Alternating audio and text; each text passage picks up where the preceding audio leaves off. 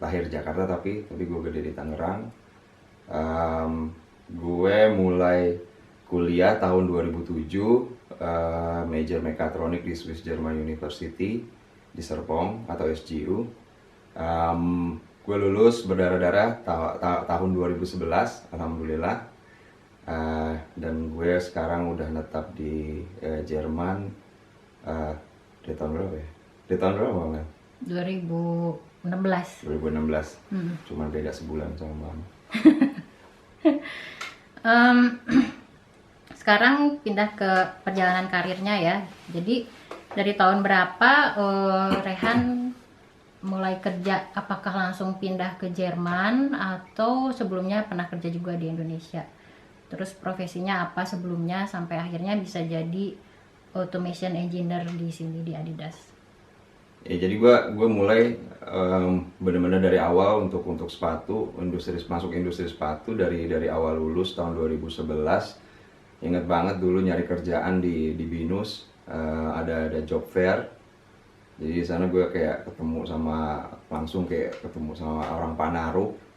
Jadi gue apply sekali karena senang ngeliat ada kayak banner Sibley, kayak karena banner Predator gitu. Emang dari dulu sih perjalanan karir nggak lepas dari hobi sebelumnya. Jadi kalau misalnya dibilangin profesi kayak pembeli sepatu, sebenarnya belum sampai pecinta banget gitu, bukan kayak yang kolektor, enggak, cuma seneng aja kayak ngumpet-ngumpet beli sepatu. Terus kayak ya awalnya sih dari sana, terus ya gitu dari 2011 langsung terjun di Panaruk. Kayak nggak habis pikir, maksudnya kayak nggak mikir panjang, apply, udah habis apply itu kayak udah pulang aja lah ke rumah, nggak nge-apply yang lain. Ya udah habis itu 2 harinya kemudian dipanggil di Panaruk, ditawar jadi benar-benar dari bawah. Jadi kalau misalkan dari segi staff sih ya junior spesialis sih kalau di Panaruk tuh, kayak jadi starting awal kita di dunia industri sepatu. Di Panaruknya itu apa? Sebagai apa? Sama kayak automation engineer juga. Oh gitu. Jadi dari awal banget. Kuliah apa sebelumnya? Mekatronik. Mekatronik itu emang ada hubungannya ya ke Banget. Automation engineer itu? Pada saat itu sih sebenarnya kayaknya kalau misalkan untuk mekatronik masih sedikit, karena terutama untuk bachelor kayaknya cuma SGO doang deh. Kalau misalkan tahun 2011 sih bukan batch awal ya. Batch awal tuh kayaknya 2000 sekian ya, lupa 2002 atau 2003 ya, lupa deh pokoknya. Cuman gitu. emang jarang banget automation. Dan pada saat itu di 2011 Adidas tuh lagi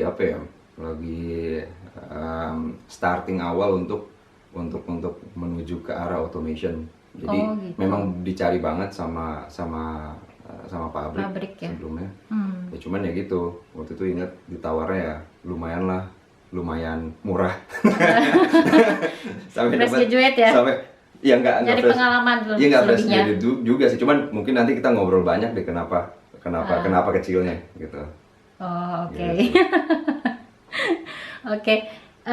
Ini sekarang kan kerja di Adidas, jadi automation engineer. Adidasnya ini di Jerman, kotanya di Scheinfeld ya? Scheinfeld. Itu satu-satunya pabrik di sini atau emang ada pabrik Adidas lagi selain di Scheinfeld? Kalau punya Adidas, punya Adidas itu satu-satunya di dunia, itu yang punya kita. Oh gitu. Tapi sebelumnya kan waktu awal banget gabung sama Adidas tahun 2016 itu kita udah sempet tuh, waktu itu kita pengen bikin Speed Factory ya, kalau misalnya teman-teman udah denger. Kayak Speed Factory itu kayak. Nanti kita cerita ke situ. Sekarang prosesnya bisa sampai kerja di Adidas Jerman ini gimana ceritanya? Itu juga gimana ya jalannya, emang ada jalannya kali ya. Maksudnya kayak waktu awal-awal nggak sama sekali nggak nge-apply sih. Waktu itu kayak bos yang sekarang nih datang ke Panaruk. Ya waktu itu kita, ya tugas gue tuh kayak ngejelasin project apa aja yang di Panaruk gitu loh, kayak saya project automation, nge-guide orang-orang dari Adidas biasanya. Ya biasa aja kita ngobrol segala macam. Terus gue juga nggak tahu dia itu dari Adilab, maksudnya nggak tahu dia di Adidas tuh kayak apa jabatannya apa. Ya pokoknya ngalir aja kayak ngejelasin project. Tiba-tiba pas pas mau habis dia bilang kayak, ini mesin bagus juga nih kayaknya. Bu, yaudah ntar gue kasih sampel, lu nggak apa-apa deh, ntar gue kirimin. Oh ya udah sama lu ya kirimnya, sekalian lu join sama gue. Ya gue ketawa-tawa, orang ada bos gue di samping gue kan, ya, ketawa-tawa ada, nggak, ya udahlah, kayak nggak Ya, oke bisa aja kayak dijelasin bercanda ya. gitu. Ini nggak tahu find out kayak apa namanya, nggak taunya dia kan sama temen juga, temannya dia, dan temannya dia tuh juga lumayan kenal sama gue kayak dia kayak satu, Han itu serius. Hah, serius? Yang bener? Oh ya udah, habis itu langsung deh ngomong sama istri kayak, serius nih, gimana? Ya udah, apa dari why not, situ ya? ya follow up, ya udah gabung deh sini gitu loh. Boleh tahu itu project apa sebelumnya waktu pas ngejelasin ke Adidas itu, apakah project khusus dari Panarupnya atau projectnya Adidas? Jadi kalau di pabrik tuh pokoknya Adidas pengen kita project ada automation lah, ada misalkan ada score atau apa segala macam kan biasa lah. Kemudian yaitu khususnya automation projectnya rata-rata semuanya dipegang sama temen-temen tim juga sih. Oke. Gitu. Ini sebelum masuk ke perbedaan pekerjaan di Indonesia dan Jerman, ini mungkin di tengah-tengah udah ada yang dengerin, tapi apa sih automation itu? Bisa nggak jelasin sedikit tentang automation engineer itu apa sebenarnya?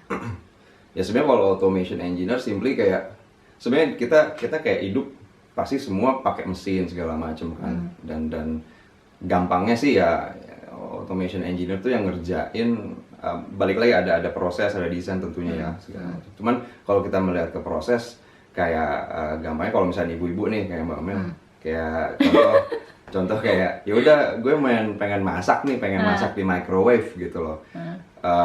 Kan lu buka pintu, lu masukin makanan, lu tutup pintu, lu pencet tuh lu mau berapa watt, berapa durationnya atau seberapa lembab atau panas segala macam.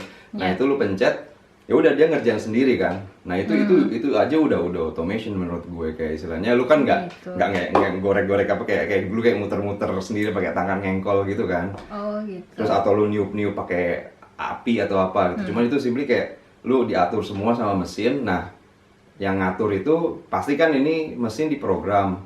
Nah kita yang bikin programnya misalkan panjang lah ceritanya kan, istilahnya kayak sama kayak sepatu ngedesain dari awal sampai jadi sebuah produk gitu loh.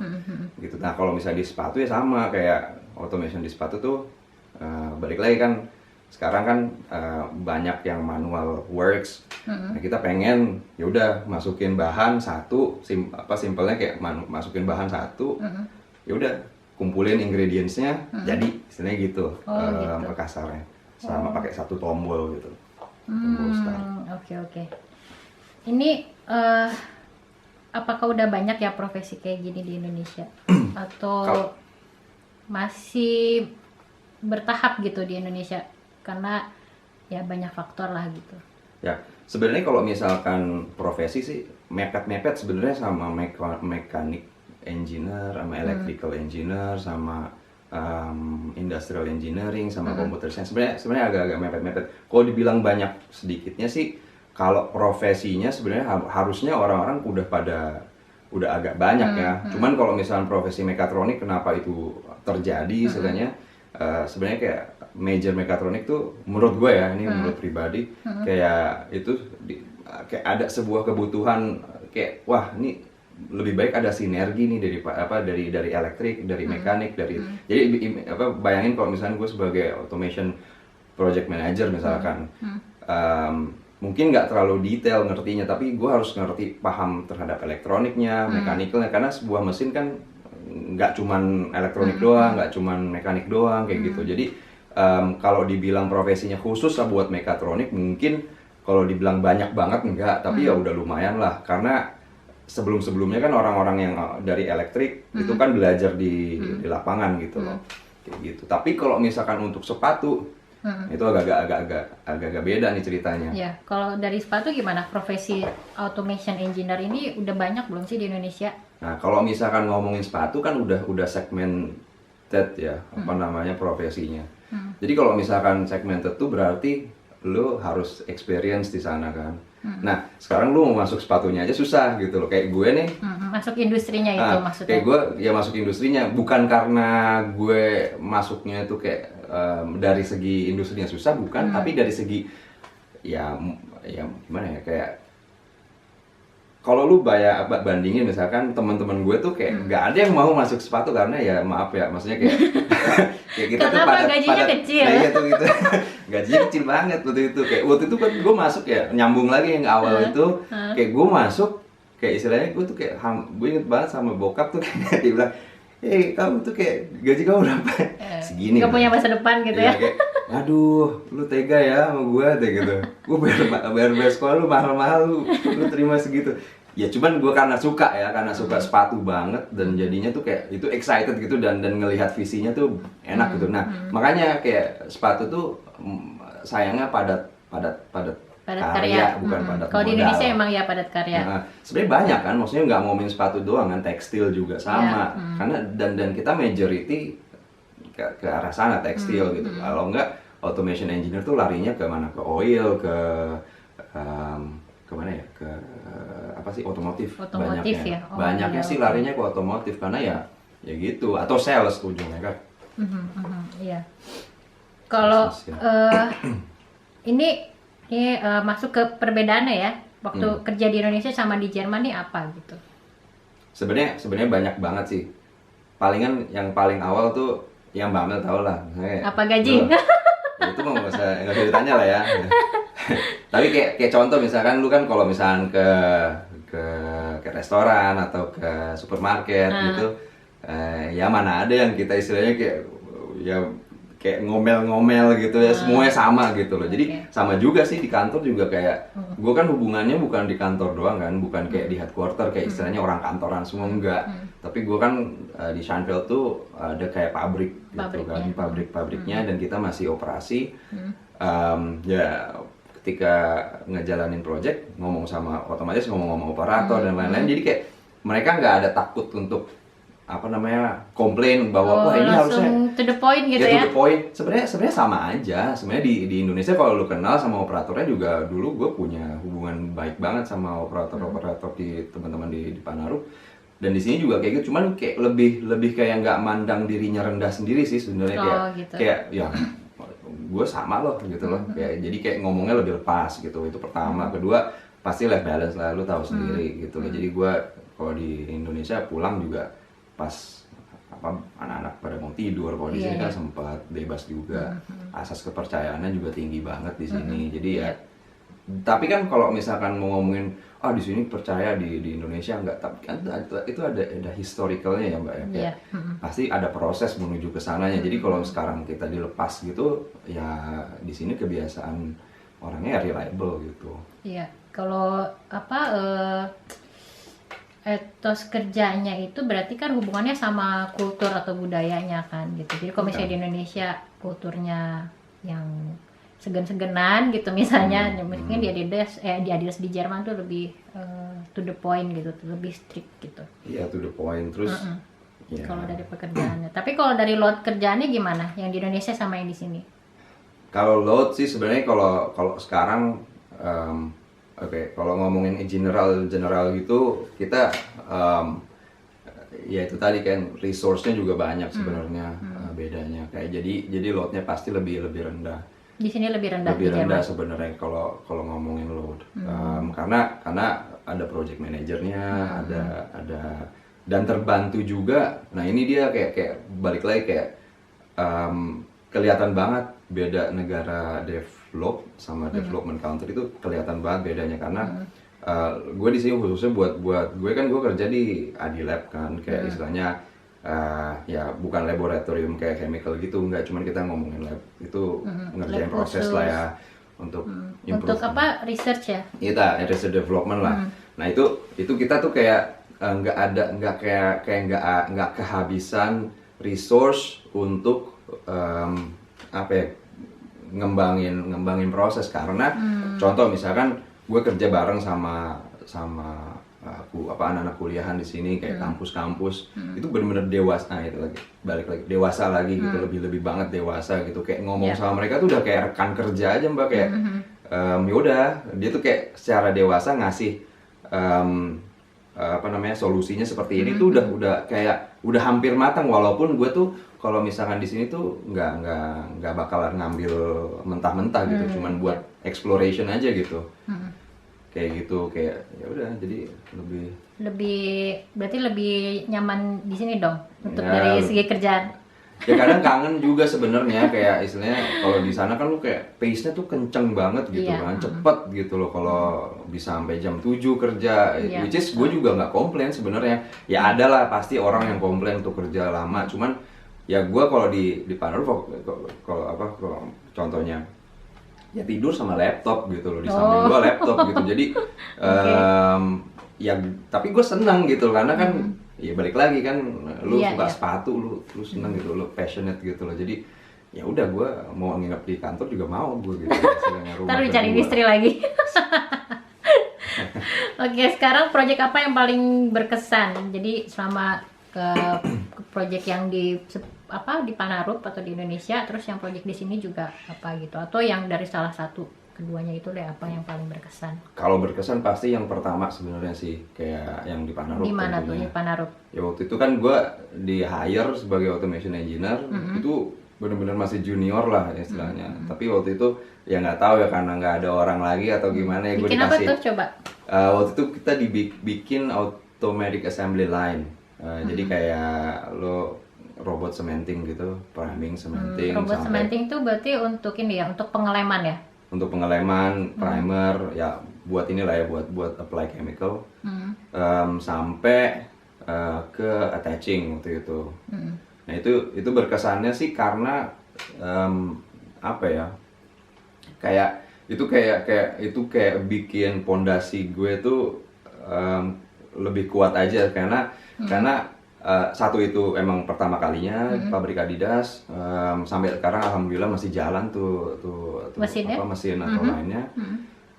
Udah hampir 10 tahun, udah lebih dari 10 tahun.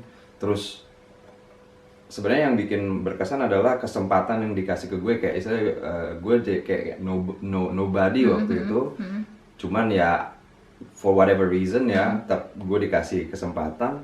Jadinya gue jadi kayak bisa bergaul sama apa namanya ya, semua lini gitu loh, dari nol sampai akhir gitu. Bahkan kayak istilahnya sering diajak juga sama bos ketemu supplier di luar misalkan. Itu apa namanya, pelajaran berharga banget. Cuman kayak simply kayak lu duduk di meja makan, lu gimana cara ngomongnya nih gitu loh, sama apa namanya stakeholder misalkan. Jadi itu ada kesempatan kayak gitu yang istilahnya gue yakin itu salah satu alasan kenapa gue ada di sini sekarang gitu. Makanya itu berkesan banget. Itu dari project yang apa tadi, nama mesinnya apa? Sebenarnya kalau di Panarup kita bilangnya Alpha. Assembly Automatic Line. Oke.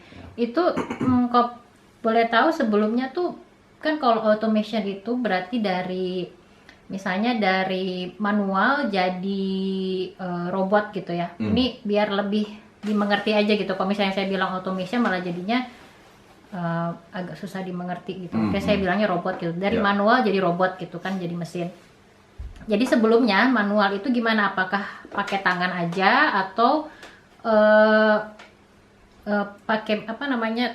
Bukan tenaga, pakai manusia gitu. Atau setelah ada mesin yang Rehan bikin ini jadinya apakah itu masih tetap dipakai oleh manusia juga? Berapa persen pemakaian manusia, berapa persen pemakaian mesin, atau full mesin semua gitu?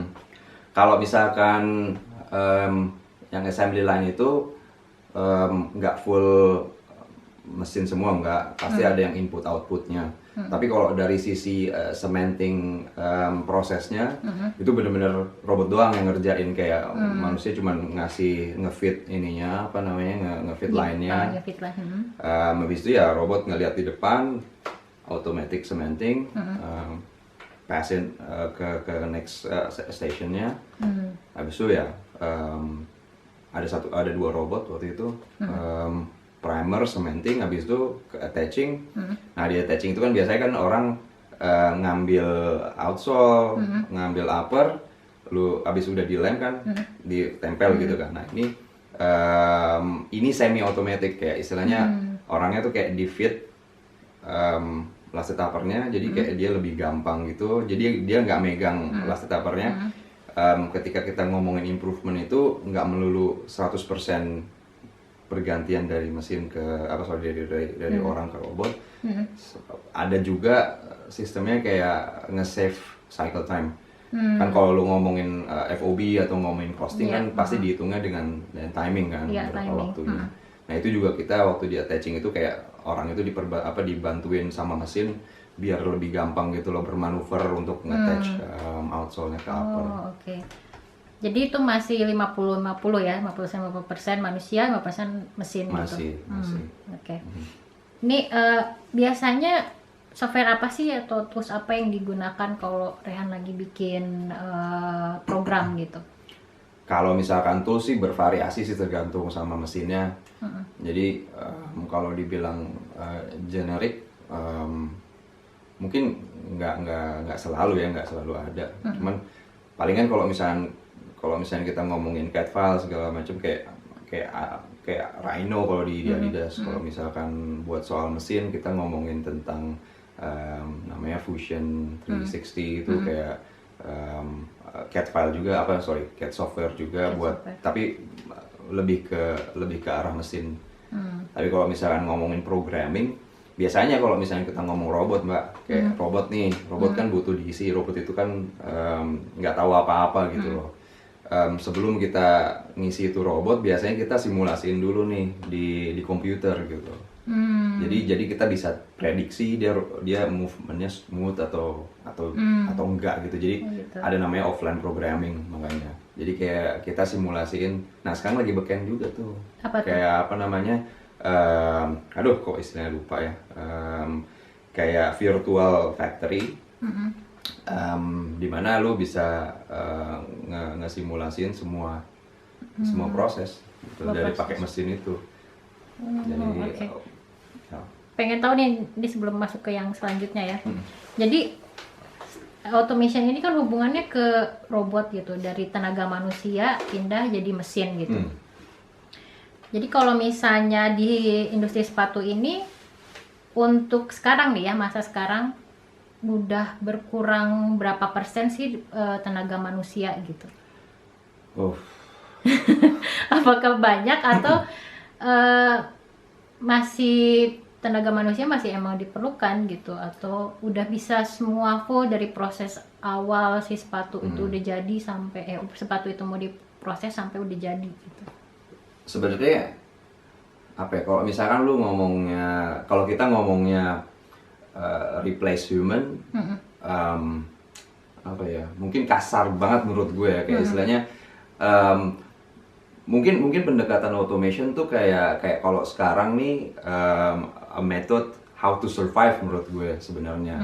Kalau lu how to survive siapa nih, manusia atau depends, kayak misalkan kalau lu ngelihat dari sisi bisnis misalkan ya, maksudnya gue ngomong ini kan ya coba hubungannya dari bisnis, tenaga manusia sama ke mesin gitu, pasti kan ada korelasinya tuh gitu. Kayak contoh misalkan lu tahu kan kayak misalnya sepatu kan dari sini gitu. Kenapa waktu itu Scheinfeld punya 20 line lebih istilahnya di kota itu, kota sepatu selain Pirmasens gitu, di Jerman tuh ada 2, Scheinfeld, Pirmasens, itu kota sepatu. Sekarang kenapa nggak bisa gitu loh, kenapa nggak ada gitu, kenapa mereka mindahin ke sana gitu, ke Asia. Sekarang fokus sama makanya, karena yang nggak dipungkirin tenaga manusia seiringnya waktu lu negara itu berkembang pasti kan bakal tambah mahal kan. Jadi ketika itu terjadi mereka nggak siap. Begitu juga Korea misalkan. Makanya automation yang gue lakukan itu yang sangat berkesan waktu itu adalah semangat membuat embrio automation supaya istilahnya Tangerang tetap jadi kota sepatu gitu loh. Misalkan, jadi kalau misalkan once ya sekarang bukan gimana ya, kalau misalkan gue bukannya membela si bisnis ya sebenarnya, jangan salah. Tapi ya sekarang lihat aja kayak misalkan lu harga sepatu ya balik lagi padat karya gitu. Jadi kayak lu ngomongin komoditas ya, sepatu yang berapa sih gitu loh harganya. Jadi kan kayak kita lihat sekarang pada pindah ke tempat yang lain gitu ya, tempat yang let's say lebih rendah lah apa namanya capitalnya. Ya gitu, jadi kalau misalnya buat survive, automation itu satu jalannya. Kalau dibilang apa seberapa udah seberapa besar impact automation ke sepatu tuh, kalau gue bisa bilang sebenarnya untuk core prosesnya agak sulit untuk dibikin 100%. Makanya kita butuh harus bantuan. tetap ada manusianya ya. Ya makanya kita butuh bantuan teman-teman desainer gitu loh. Ya, gue bisa cerita banyak tentang itu karena ada satu contoh lah istilahnya yang bagus banget untuk gimana sinergi automation sama desain tuh bisa match gitu loh. Gitu. Tapi kalau misalkan ngomongin ini balik lagi kayak seberapa banyak persentasenya, gue nggak bisa bilang sih. Cuman kalau misalnya dari segi kan kalau sepatu kan lu ngomongin pembuatan outsole. Outsole gue yakin itu bisa di 100%-in. Karena itu rigid kan. Karena bedanya automation antara tekstil sama otomotif, ya lu bikin apa namanya mobil misalkan, itu kan mobil kan rigid banget bodinya. Jadi lebih gampang. Kalau misalnya sepatu kan melihat sini, melihat sana gitu kan. Jadi kayak khususnya upper itu agak sulit. Tapi kalau outsole gue bilang itu sih udah bisa lah di. Sedangkan sekarang kan itu mesin injectionnya itu udah otomatis. Jadi kayak sebenarnya kalau outsole itu let's say 70-80% lah itu udah otomatis. Tapi kalau misalkan ngomongin upper manufacturing itu dari cutting sama stitching itu kalau cutting udah bisa hampir dibilang 80% lah. Sekarang udah auto cutting udah biasa. Tapi kalau stitching mungkin gue bilang sih 50%. Karena kalau misalkan stitching tuh kayak preparationnya tuh masih banyak lah yang bisa mesti bikin manual. Stitching kayaknya masih perlu tenaga manusia sih. Iya, kayak karena misalkan mesin jahit itu menurut gue termasuk automation juga. Sebelumnya kan betul. Kalau ya itu hubungannya ke revolusi industri juga kan. Karena dulu jahit pakai tangan, tiba-tiba jadi ada mesin pakai engkol, terus udah gitu pakai kaki, sekarang udah pakai listrik gitu. Itu masih hubungannya ya. Nah itu salah satu contoh gimana caranya kayak automation nge-save, ngebantu lu gitu loh, cuman nggak ngilangin. Itu salah satu contoh bagus juga tuh, kayak misalkan lu kayak misalkan join stitch, jangan join stitch deh, kayak apa namanya jahit balik nih di sini di bawah collar. Lu kan mesti ada mekanisme itu ya. Tapi kalau misalkan lu ngomongin sepatu yang kayak begini, misalkan nih yang Yeezy seperti ini, kan agak beda kan uppernya tuh dia ya nggak pakai jahit ini mah gitu loh. Jahitnya benar-benar di mesin. Itu yang Yeezy itu di apa namanya di lem atau ada proses biasanya apa sih kalau dari material direct injection tekstil, direct injection langsung ke soalnya gitu ya. Ya, ini salah satu contoh yang tadi gue bilang kayak ultimate. Berarti ini nggak ada proses stitching dong? Atau ada? Ada di bawah sini, dia kayak apa namanya join stitch antara sok aja, gitu. Tapi sedikit kan proses stitchingnya, bukan? Sedikit banget, ini per cuman part per part lurus gitu aja, kan? kelar. Atau iya, cuman itu doang. Ini salah satu contoh di mana automation sama apa namanya desain ketemu sebenarnya. Kayak ini by the way ini 100% teknologinya kita bikin bareng-bareng sama teman-teman di kantor di Schoenfeld, sampai ketemu seperti ini tuh tim menurut gue keren banget. Ya regardless modelnya lu suka atau enggak ya, maksudnya tapi kalau ini itu taste kan kita nggak bisa. Taste lah, maksudnya tapi revolusioner banget menurut gue karena ya udah kita pakai yang ada dan itu tuh kayak ketemu bareng sama desain sama automation. Ini gimana kita bikin apa nih misalkan contoh misalkan lu motong ini aja kayak exceeding material di sini kita ngomongnya flash trimming kan. Kalau menurut Rehan gimana nih hubungan antara desain atau desainer dengan automation ini? Apakah saling bisa berhubungan satu sama lain atau ada prosesnya yang panjang gitu untuk bisa ketemu desain dan automation? Gimana? Ya kalau ngomongin hubungan sih sebenarnya banyak banget pasti berhubungan. Kayak tapi kalau lu dilihat dari sisi sekarang tuh masalahnya seberapa mampu automation mengimbangi desain yang ada di market contohnya kan. Ini balik lagi nih untuk urusan ngomongin sebenarnya duitnya matching nggak? Itu kan lebih ke budget dari Nggak. perusahaan ya nggak sih? Nah, Kalau kayak nggak. gitu. Ya pasti dong, pasti kan. Karena gini, kayak misalkan lu kalau ngomongin lu ngomongin automation tuh pasti kan ya kayak lu spesifikasi yang lu mau pasti lu ada harganya kan. Nah, sayangnya kalau sekarang tuh automation sekarang tuh sebenarnya kan pelan-pelan tadi yang gue bilang kayak lu masuk ke cutting, ada tuh auto cutting. Apa antara desain sama proses itu minimum banget kompensasinya. Contoh misalkan kalau auto cutting kan kalau lu nge-cut pakai apa dice atau gunting, lu bisa sharp angle misalkan. Sedangkan kalau misalkan pakai auto cutting, lu nge-cutnya tuh nggak boleh kayak corner gitu. Kayak lu harus nge-cutnya tuh harus ada kurvanya. Supaya apa? Supaya lu bayangin kalau lu ngendarain mobil nih lagi kenceng, terus habis itu lu belok tajam, harus berhenti dulu kan. Nah itu kan waktu kan, balik lagi. Waktu kan adalah uang. Kalau di itu waktu adalah uang untuk mesin. Ya lu kalau misalnya lu mau bagus, ya udah lu lurus, beloknya sedikit gitu, apa namanya, melengkung. Jadi nggak ada berhentinya ya? Paling pelan dikit gitu. Kayak gitu lebih bagus lagi nggak ada belokan, tapi kan itu lurus doang gitu, nggak mungkin. Kalau misalkan apa namanya, kalau misalkan contoh lain, misalkan sama sebenarnya kayak si stitching gitu. Misalkan stitching kan lu sama tuh gerakannya tuh terbatas juga, tapi balik lagi apa masih bisa dikompensate lah gitu loh. Nah kalau misalkan ngomongin assembly line itu agak susah. Karena kalau misalkan lu mau cementing misalkan, lu ngasih semen gitu, banyak banget kayak apa namanya workmanship-nya tuh yang manual tuh kayak inconsistent gitu loh. Sedangkan si robot itu stupid gitu loh, let's say. Jadi lu harus bikin dia pinter. Nah bikin dia pinter tuh apa? Nah bikin dia pinter itu, lu bisa aja kayak gitu, bisa aja pakai robot yang sekarang, tapi konsekuensinya tuh reliability-nya rendah gitu loh. Jadi kayak banyak reject atau banyak apa namanya cleaning habis itu kayak finishingnya. Nah kalau lu mau ke arah bener-bener pintar robotnya, lu butuhin lah AI gitu, artificial intelligence. Nah itu nanti ke depannya tuh kayak gitu Mbak, makanya gue pengen banget tuh nanti. Udah masuk tuh sekarang di desain AI itu. Nah kalau misalkan untuk proses, AI itu kayak membaca situasi yang ada sekarang untuk beradaptasi gitu kan.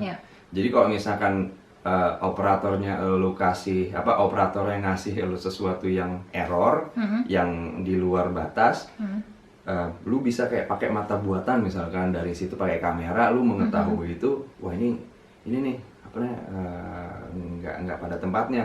Gitu. Instead of reject, lu adapt gitu loh. Nah, itu yang harus kita lakuin sebenarnya. Nah, itu tuh masih mahal, Mbak. Kayak istilahnya teknologi itu bisa diaplikasiin tapi jadi jauh lebih mahal untuk jadi harga sepatunya. Jadi masih belum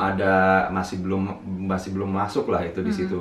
Jadi kalau misalnya ngelihat keseluruhan desain antara automation dan desain, kita harus pecah-pecah beberapa proses gitu. Nggak bisa satu sepatu lu bilang oh ini gue mau bikin automation banget nih. Ya ada sih ya tadi balik lagi yang kayak gini ini full banget automation, kayak misalnya kita teman-teman tuh bikin di pabrik, mereka bikin kayak proses di sini kayak minimal banget orangnya. Kayak misalkan untuk uppernya aja kayak lu satu mesin lu butuh satu orang doang untuk ngoperasiin, udah jadi upper gitu lah, ya 2 orang lah let's say. Lu untuk outsole-nya kayak sekitar 6-7 orang. Udah kelar gitu. Udah selesai gitu. Tapi balik lagi pasti ada limitasinya tuh yang harus diomongin ya. Balik lagi kan kayak tadi gimana cara bikin adding value untuk sebuah desain terhadap prosesnya. Misalkan yang tadi yang gue cerita kayak automatic trimming, instead of lu bikin lurus doang, which is orang juga bisa ngemotong ini 8 detik. Tapi kalau lu dikasih kayak gini ya lu juga bisa, tapi ya lu apa namanya menyon mungkin kayak apa istilahnya nggak Nggak bersih, rata gitu nggak ya. rata. Itu juga udah 3 menit, sedangkan lu robot ngegunainnya tuh 30 detik misalkan. Ya kayak gitu sih. Jadi kayak kalau lu misalkan bisa bikin itu, mungkin ya ini premium sih. Jadi kayak lu balik lagi kan, Iya. apa namanya harganya juga. Iya, iya, iya. Gitu. Ya sayangnya ini udah nggak ada. Abang-abang gitu. Terus kalau proses automation ini sama desain itu apakah misalnya dari desainer dulu ngasih satu desain ke automation ke engineer, atau dari automation engineer punya mesin atau punya alat baru untuk dipakai di desain, yang mana dulu nih gitu? Nah itu juga pertanyaan general, bukan pertanyaan general, majority orang itu pertama kali ke departemen kita nanya itu. Desain Jadi, dulu atau lu desain engineer dulu? dulu? Jawabannya dua-duanya. Jawabannya lu bisa ke sini bisa ke situ. Jadi kayak istilahnya kita kayak istilahnya itu kayak open buat lu maunya apa nih? Nanti kita cariin misalkan. Jatuhnya kan oke, gue maunya desainnya seperti ini. Oke, kita cariin gitu kan. Terlepas dari hasil akhirnya mungkin nggak mendekati yang request lu nih gitu, tapi kita bisa juga dari situ. Atau ya kayak sales mesin aja, gue ke lu nih, ini gue bisa mesin bisa ngejat sendiri atau bisa nempel sendiri nih, lu mau nggak nih? Nanti lu ituin ke desainnya ya. Oh gitu. Gitu. Oke. Jadi sih ada dua cara sih. Dua cara ya. Oke. Menarik juga sih kalau itu. Ini pertanyaan selanjutnya ya, kita udah dulu deh di automation itu. Soalnya panjang pasti. Ya. Ini menurut Rehan, bagaimana automation di masa depan dari sisi positif dan negatifnya bagi lapangan kerja di Indonesia? Ya. Atau di dunia mungkin, apakah ada impact-nya? Pasti. Kalau menurut gua, kalau ngomongin di Indonesia aja ya, misalkan kalau di Indonesia tuh itu tadi apa namanya, automation tuh a method how to survive gitu. Kalau lu misalkan memang masih mau ngerjain sepatu ada di Indonesia, mau nggak mau harus ke arah sana sebenarnya. Oh, iya. Karena itu juga visi gue untuk kenapa gue join Adidas. Karena tuh gue apa ya, gue hampir setiap hari kayak istilahnya ngelihat Panarup gitu loh. Setiap pulang bikin macet, terus operatornya banyak. Terus lu kebayang nggak sih itu tuh bakal jadi kosong gitu nanti ke depannya gitu. Karena apa? Karena apa ya, karena nggak kompetitif lagi gitu. Nggak kompetitif, bukan, kita nggak ngomongin jauh-jauh dari negara lain ya. Negara lain pun sama pasti, lihat aja Cina gitu loh. Cina juga sama masalahnya. Cina juga udah mulai bergeser ya. Iya, nggak orang-orang pada nggak mau lagi kerja jadi tukang sepatu misalkan ke depannya. Ya udah hilang aja. Korea udah duluan sebenarnya, dari awal juga Korea kan sebenarnya kuat banget dulu. Ya lagi Eropa juga udah gitu loh. Tapi sekarang kan mereka pengen gembar-gemborin mau bikin juga di sini. Caranya apa ya? Cara automation. Ya itu sebagai contoh aja gitu loh, kayak lu kalau mau survive mesti ke arah sana gitu. Iya, betul. Itu sih. Jadi ya buat gue itu bukan nge-replace orang, tapi nge-replace metode sih. Kayak nantinya tuh orang-orang harus beradaptasi ya kan lu nggak mau dong kayak istilahnya jadi operator terus gitu loh. Let's say ya nanti operator tuh mungkin anaknya nanti sekolah tinggi jadi misalkan jadi programmer atau jadi yang megang mesin atau yang desain mesin gitu loh. Jadinya nanti ke arah sana gesernya. Oke. Itu dari sisi positif atau negatifnya tuh? Gue sih ngeliatnya positif sih. Positif ya. Kalau negatif sih ya Replacement human gitu nggak? ya Human displacement. ya mungkin kelihatannya kalau sekarang kayak jadi nge-replace ya. Jadi kan tapi ya balik lagi, seberapa besar sih Mbak gitu loh nge-replace. Gue juga waktu itu cuman satu sel, itu juga embrio doang kan. Karena kalau lu mau nge-replace, maksudnya mau replicate itu juga butuh waktu gitu loh. Jadi itu masih mahal sekarang. Kayak robot sekarang harganya berapa? 2M satu robot misalkan. Ya bisnis juga mikir-mikir kayak ya kalau gue replace sekarang ya nggak nguntungin juga gitu. Iya, iya. Ya kalau cara gampangnya untuk ilustrasi kali ya. Kayak handphone deh, dulu tuh mungkin orang ya nggak ada telepon, tiba-tiba ada komunikasi Iya. pakai alat. Terus sekarang bergeser dari yang handphone itu alat yang sangat mahal gitu. Tapi Iya. ternyata sekarang jadinya nggak mahal tuh gitu. Dari Benar. yang murah sampai yang premium juga ada gitu. Iya. Tapi ya itu hubungannya ke teknologi sama perkembangan teknologi itu sendiri juga sih gitu. Benar. Ya kayak orang ini aja deh, kayak orang ojek kan dulunya kan mungkin narik beca atau apa kan Sekarang jadi bertentang. Gojek. Ya, beca misalkan dulunya, atau bukan sebelum beca mungkin ditarik, Iya. habis jadi beca, Ya, habis jadi beca jadi ojek misalkan. Iya. Jadi ojek online sekarang. Ya kedepannya mungkin di rumah terus kali. ya. Cuman pakai robot, Iya. antar mungkin. orang. Jadi Oke, sekarang pertanyaan terakhir nih. Harapan khusus untuk industri alas kaki Indonesia dan untuk yang mau terjun di industri ini gitu. Dari segi automation engineer. iya. Kalau dari automation engineer, in general kalau misalnya sepatu sih, ya gue berharap sama seperti tadi sih, kayak survive. Gue berharap banget kita nggak sama seperti kayak Eropa, nggak sama seperti kayak Korea yang hilang begitu aja gitu tanpa ada persiapan. Gue sih mikir masih banyak waktu lah, kita masih banyak dikasih waktu untuk bersiap, Beradaptasi juga ya. beradaptasi. Ya pelan-pelan aja, kalau misalkan once itu udah ready, kita udah siap istilahnya gitulah. Itu harapan gue dari segi industri sepatu Indonesia. Kalau misalkan untuk pesan-pesan dari buat teman-teman sih, ya kalau misalnya mau terjun ke industri sepatu dari major automation, jangan terlalu jual mahal aja sebenarnya. Kayak kalau lu ngelihat misalnya lu pasti mulai itu di titik, ya kalau lu beruntung bisa lebih tinggi gitu loh startingnya, maksud gue duitnya. Semua profesi kan nggak selalu hubungan sama duit juga kan. Ya bisa jadi. Semua kan profesi itu hubungannya sama pengalaman, Nah, itu dia. lama-kelamaan dia bisa Nah itu dia maksud bertahap gue. gitu.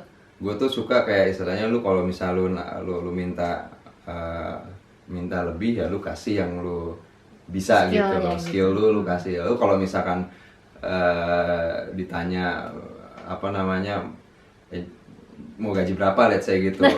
Gue juga bingung jawabnya waktu itu, kayak kalau segini gitu loh. Dulu kayak gue inget banget kayak jawaban gue tuh kayak, iya karena teman-teman saya segitu gajinya. Saya bilang itu salah banget gitu. Jadi kayak Yes, dulu mungkin di zaman lu kan ini kali belum tahu apa namanya ya, belum ada googling kali, jadi lu nggak tahu lu tuh infonya dari mana. Pas sekarang kan atau gue gampang. polos banget mungkin dulu. Mungkin. Ya anyway kayak lu apa namanya, luas banget sih industri sepatu tuh, kayak komponennya banyak, prosesnya banyak. Jadi kalau lu udah ngerti, lu bisa ngerti terus bisa kejebur di situ dan bisa ikut andil. Menurut gue ngikutin lah gitu loh. Jadi ya tekun-tekun aja. Kalau harapan khusus untuk industri alas kaki Indonesia gimana? Soalnya Indonesia itu kan masih produsen keempat di dunia sebagai industri alas kakinya. Jadi apakah automation ini bisa menopang, memajukan industri alas kaki Indonesia, atau bagaimana menurut Rehan? Ya pastinya bisa. Sekarang gue sih sebenarnya kayak ngelihat Indonesia tuh potensial banget, karena dari segi kreativitas sama orang-orangnya tuh kayak nggak aneh-aneh lah gitu loh. Jadi kayaknya kalau gosip-gosip di berita gitu, kayak ngelihat, ya mohon maaf, kayak misalnya negara-negara lain misalkan ada friction dari kebijakan atau apalah gitu. Di sini di Indonesia mungkin lebih demokratis lah sebenarnya, kayak istilahnya lebih ngikutin lebih ngikutin ya wes gitu loh, kayak gitu lah. Loyalty maksudnya ya. Justru kayak gitu lah. Jadi kayak dari segi karakteristik orangnya tuh menurut gue orang sepatu banget, orang industri tekstil banget gitu. Ya tapi kalau misalkan di apa namanya, kalau misalkan automation, ya balik lagi, itu kan berarti kan jadinya kan kayak shifting gitu loh ke Iya. mesin kan. Nah, tapi kalau menurut gue sih pasti masih inilah apa namanya. Untuk di Indonesia udah berapa banyak sih pabrik yang pakai automation gini?